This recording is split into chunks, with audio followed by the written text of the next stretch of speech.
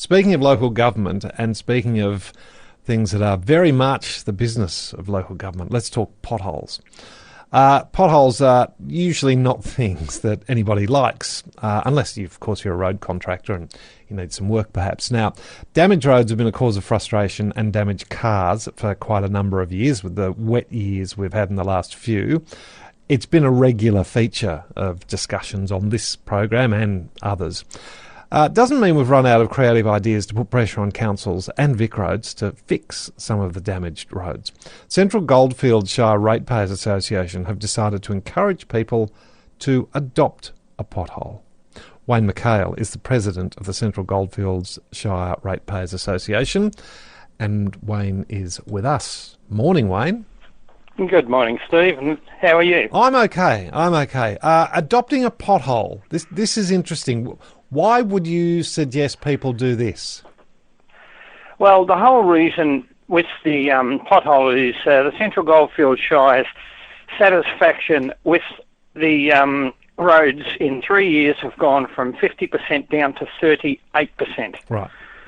So we've obviously decided that the council needs every bit of help they can to actually address this, but also the community needs to be aware of what's actually going on around the roads.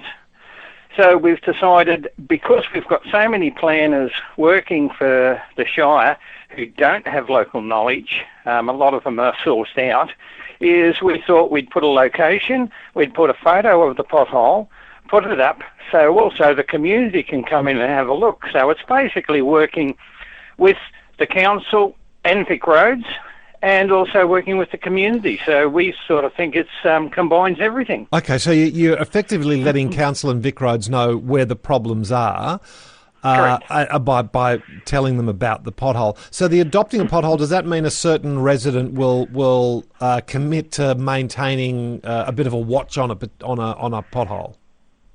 No, the thing about that one is they will come over and, so to speak, they'll keep an eye on it. And once the pothole has been fixed, they will contact us and it'll be removed from publication.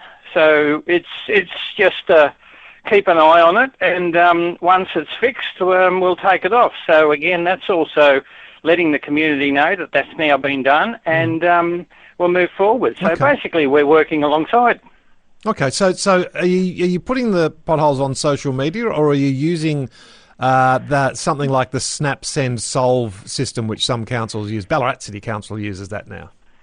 Yeah, well, so does our council. And we contacted them a few months ago about an issue like that, and council stated to us that it's not a priority and they don't check it all that regularly. So we thought, well, if that's not an option, so we put it on Facebook. So we've got to adopt a pothole on Facebook, and that's where it can be found. No, go on, sorry. Yep. We worked alongside with the Ballarat Ratepayers. Bruce from Ballarat Ratepayers have just done a campaign which is Fix Our Roads, and that's absolutely taken off. So then we thought, all right, well, let's just take it one step further and try and improve this 38% score, and communication and understanding is the key. So we've put this forward, and for a community of 14,000, we've had over 7,500 hits on that side already. Wow. So clearly we are getting to the community, and maybe this is something that the council and Vic Roads could probably look at for communication. Okay, so if you're getting that response from the community, what response have you had from council or Vic Roads at this point?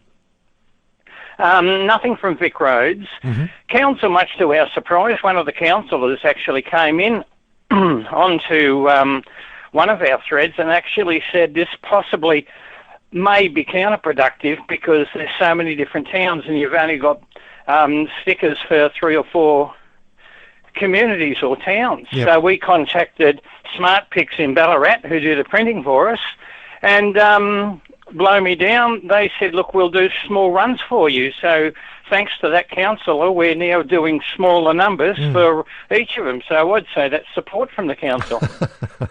Okay, well, it's certainly some positive feedback to expand the process that you're doing. So how long will you do this for, Wayne? Will this just become an ongoing thing until things are fixed?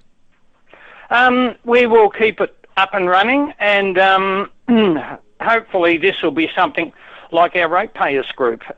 We're only in it until we're not needed anymore. Okay. All right. And when you're not needed, that'll be when the potholes are fixed and roads are back at an acceptable level. Correct. All right. Wayne, can I just ask, do you accept that we've had some wet years in the last few, roads have deteriorated, not just in your patch, but along large parts of Victorian highways. Do you accept that councils and state government, for that matter, have had trouble keeping up? I totally accept that. and the wet weather has got a certain... it has a lot to do with what's going on. But prior to the weather, what's coming down, as I said, that the roads have been deteriorating for 3 years. So everybody throws everything back on the 2022 October floods and how it ruined everything and this, that and the other. But what happened before then? The roads were on the way down even before then. So we've been keeping an eye on the parliamentary flood recovery review, which is going on at the moment. And one of the issues just raised last week in Melbourne was the quality of material that the contractors are using for road base and repairing the roads. So there's lots of different things that come into it. So let's not just pick on one. I think they're all contributors, and let's just do our best to rectify it. Wayne, nice to chat. Thanks for your time. Thank you very much, Steve. Bye. Wayne McHale, President of the Central Goldfields Shire Ratepayers Association and Adopt a Pothole.